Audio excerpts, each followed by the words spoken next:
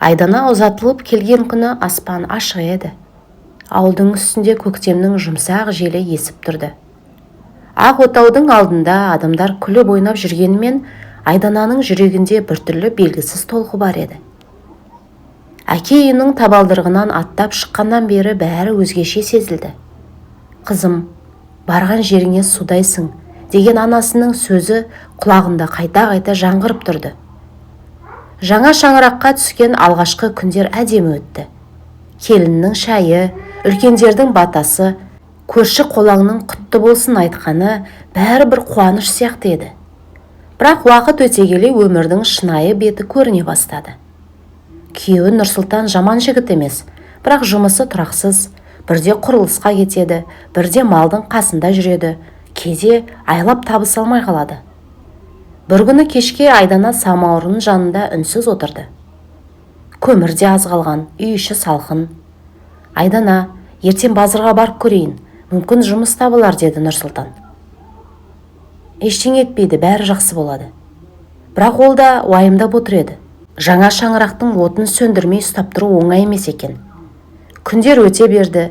Таңертең ерте тұрып су тасиды, қамыр илейді, енесіне көмектеседі, үйдің тірлігі. Кейде шаршап кетсе де білдірмейді. Ауылдың келіні болған соң бәріне шыдау керек. Бір күні енесі күтпеген жерден: «Қарағым, сен сабырлы келін екенсің. Қиындыққа мойымаған адам ғана үйін сақтайды» деді. Айдананың көзіне еріксіз жас келді. Сол сөз оған үлкен күш бергендей болды. Көктем өтіп жазда келді. Ауылдың айналасы жасыл кілемдей құлпырып тұр. Бірақ Айдананың көңілі бұрындағыдай жайдарлы емес. Жаңа шаңырақтың қызығы азайып, тіршіліктің салмағы анық сезіле бастады. Нұрсұлтан алғашқы кезде жұмыс істеп жүргенде көрінген, бірақ уақыт өте келе оның жалқаулығы байқала бастады. Таңертең күн көтерілгенше ұйықтайды, кейде достарымен ауыл шетінде бос әңгіме айтып отырады. Ал Айдана болса таң сәріден тұрады. Су тасиды, отын жағады, қамыр илеп нан жабады, малға шөп береді. Енесі Күлімхан болса әр істің кемшілігін тауып алуға дайын тұратын. «Келін, шайың су татып тұр. Келін, еден дұрыс сыпырылмаған. Келін, біздің үйде былай істемейді». Айдана үнсіз тыңдай береді. Іштей ауыр тиеді, бірақ қарсы сөз айтуға батпайды. Бір күні түсте Күлімхан тағы да ренжіп қалды. «Біздің кезімізде келіндер күн шықпай тұратын. Қазіргі жастардың бәрі ерке» деді қабағын түйіп. Айдана таң атпай жүргенін айтқысы келді, бірақ үндемейді. Сол кезде Нұрсұлтан сырттан кірді. Бірақ анасының сөзін естісе де, әйелін жақтауының орнына «Я, анам дұрыс айтады ғой» деп жай ғана күліп қойды. Бұл сөз Айдананың жүрегіне қатты батты. Сол түні ол ұзақ ұйықтай алмады. Терезеден айдың жарығы түсіп тұр. Айдана өз ойымен арпаласып жатты. «Мен осы үйге бақыт іздеп келіп едім, бірақ неге жүрегім күннен күнге ауырлап барады?» Келесі күндері жағдай одан сайын қиындай түсті. Нұрсұлтан кейде 2-3 күн жұмысқа шықпайды. Үйдің шығыны көбейіп барады. Енесі болса ашуын келіннен алады. «Біздің баламыз бұрын бұндай емес еді. Үйге келін келгеннен кейін бәрі өзгерді» деп кейде тіпті ашық айтып қояды. Айдана сол сөздерді естіген сайын іштей жылап қалады. Бір күні кешке үйде тағы да ұрыс шықты. «Нұрсұлтан, сен қашан бір дұрыс жұмыс істейсің?» деді Айдана шыдай алмай. Нұрсұлтан қабағын түйіп: «Маған ақыл айтпа, еркектің өз жолы бар» деді. Сол кезде енесі де араласып кетті. «Келін болып келіп, күйеуіңе қарсы сөйлейтін болыпсың ғой». Үй іші бір сәтте суып кеткендей болды. Айдана үндемей сыртқа шығып кетті. Ауылдың түнгі ауасы салқын еді. Аспанда сансыз жұлдыздар жарқырап тұр. Сол жерде отырып ол алғаш рет қатты жылады. Бірақ дәл сол түні оның өмірінде күтпеген нәрсе болатынын Айдана әлі білмейтін еді. Жаздың ортасы болса да Айдананың үйіндегі тіршілік ауырлай түсті. Бұрын аз болса да дастарханда бірдеңе табылатын. Ал соңғы күндері үйдің берекесі қашқандай еді. Бір күні Айдана ас үйге кіріп, ұнның қапшығы бос екенін көрді. Тіпті бір уыс нан да қалмапты. Сосын сөредегі ыдыстарды ақтарды. Ескі бір жарты табанан ғана қалыпты. Кеше кештен қалған. Айдана күрсініп сол нанды үшке бөліп қойды. Сол кезде енесі Күлімхан оянды. «Әй келін, шай бар ма?» деді дауыстап. Айдана самауырынды жағып дастархан жайды. Бірақ үстел бос еді. Күлімхан дастарханға қарап қабағын түйді. «Осы ма таңғы асын?» Айдана сабырмен «Ұн таусылып қалды. Базарға баруға ақша да жоқ» деді жай ғана. Күлімхан ашуланып кетті. «Сонда үйде бір уыс ұн да жоқ па? Бұрын біздің үйде мұндай болмаған еді». Дәл сол кезде Нұрсұлтан ұйқылы ояу сыртқа шықты. «Не болып жатыр тағы?» деді керіліп. Енесі бірден бастады. «Мына әйелің үйді азықсыз қалдырды, нан да жоқ екен». Айдананың шыдамы сол жерде таусылды. «Менің не кінәм бар?» деді ол алғаш рет даусын көтеріп. «3 күн болды сен жұмысқа бармай жүрсің». Үй іші бір сәтте тып-тыныш болып қалды. Нұрсұлтанның көзқарасы бірден өзгерді. «Маған кінә артып тұрсың ба?» «Мен тек шындықты айтып тұрмын» деді Айдана. Енесі орнынан атып тұрды. «Әй келің, еркекке қарсы сөйлейтін болыпсың ғой?» Айдананың көзінен жас шығып кетті. «Мен де адаммын ғой, аш отырғандарыңызға мен кінәлімін бе?» Осы сөз үйдің ішін ауыр үнсіздікке батырды. Нұрсұлтан үндемей сыртқа шығып кетті, есікті тарс жауып. Енесі де ренжіп өз бөлмесіне кіріп кетті. Ал Айдана жалғыз қалды. Дастарханда 3 бөлік болып жатқан қатқан ғана нан тұр. Ол бір бөлігін алып біраз қарап отырды. «Осы менің жаңа өмірім бе?» деді ол ішінен. Сол күні түсте үйде ешкім сөйлеспеді.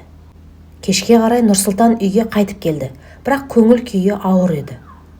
«Базарға бардым, жұмыс табылмады» деді қысқа ғана. Айдана да үндемеді. Сосын «Біз осылай қанша жүреміз енді?» деді. Нұрсұлтан ашуланып «Мен әдейі жұмыссыз жүрмін бе?» Сол кезде енесі тағы араласты. «Болды, ұрысуды қойыңдар». Бірақ ұрыс тоқтамады. Сол түні үйде тағы айқай шықты. Көршілерге дейін естілді. Ақыры Айдана шаршап, «Егер осылай болса, мен әкем үйіне кетемін» деді. Бұл сөз Нұрсұлтанға жай түскендей тиді. «Кетсең кет» деді ол ашумен. Айдана сол түні тағы жылады. Таң әлі толық атпаған. Ауыл үстін бозғылт жарық қана басып тұр. Айдана түні бойы көз ілмеді. Кеше айтылған ауыр сөздер жүрегін қарып тұрғандай. Үйдің ішінде тыныштық, бірақ сол тыныштықтың өзі ауыр еді. Айдана орнынан жайлап тұрды.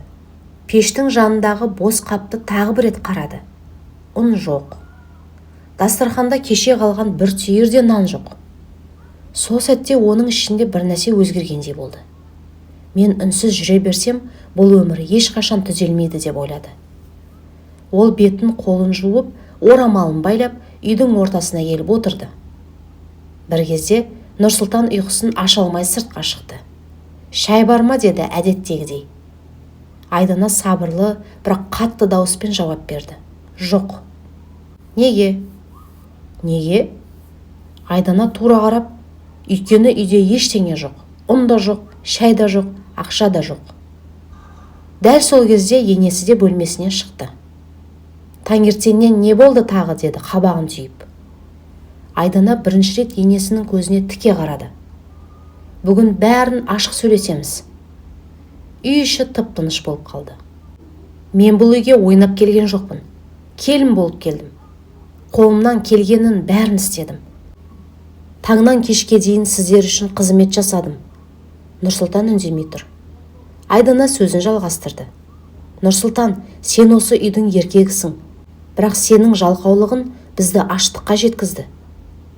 Бұл сөз ауыр тиді. «Ал сіз апа?» деді Айдана енесіне қарап. «Мен сіздің жауыңыз емеспін, бірақ әр істің кінәсін маған арта берудің де шегі бар». Енесі алғаш рет үндемей қалды. Айдана орнынан тұрды. «Бүгіннен бастап бәрі өзгереді. Не бәріміз бірге еңбек етеміз, не мен бұл үйде қалмаймын». Бұл сөз үй үшін найзағайдай жарды. Нұрсұлтан біраз уақыт үнсіз тұрды. Сосын алғаш рет басын төмен түсірді. Айдана, сен дұрыс айтасың. Оның даусы бұрындағыдай емес еді. Мен шынымен жалқаулыққа салынып кеттім. Күлімхан да ауыр күрсінді. Біз де қатты кеткен шығармыз, қарағым. Сол күні түс ауа Нұрсұлтан ауылдың шетіне жұмыс іздеп кетті. Бұл жолы бос қайтпады. Құрылысшыларға көмекші керек екен. Ал енесі көрші үйден бір қап ұн алып келді.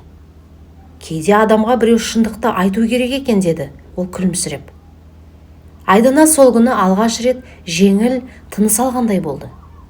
Кешке қарай үйде нанның иісі шықты. Жаңа піскен нанның иісі бүкіл үйді жылытып жіберді. Нұрсұлтан жұмыстан шаршап келді, бірақ жүзінде біртүрлі қуаныш бар еді. Айдана, бүгін жақсы жұмыс істедім, деді. Айдана жай ғана күлімсіреді. Сыртта күн батып бара жатты. Ауыл үстінде алтын түсті жарық төгіліп тұр. Сол сәтте енесі ақырын ғана айтты. Шаңырақты ұстап тұру оңай емес екен, бірақ бірлік болса бәрі түзеледі. Айдана ойланып тұрып, жаңа шаңырақ тек махаббатпен емес, сабырмен, еңбекпен, шындықпен құрылады екен.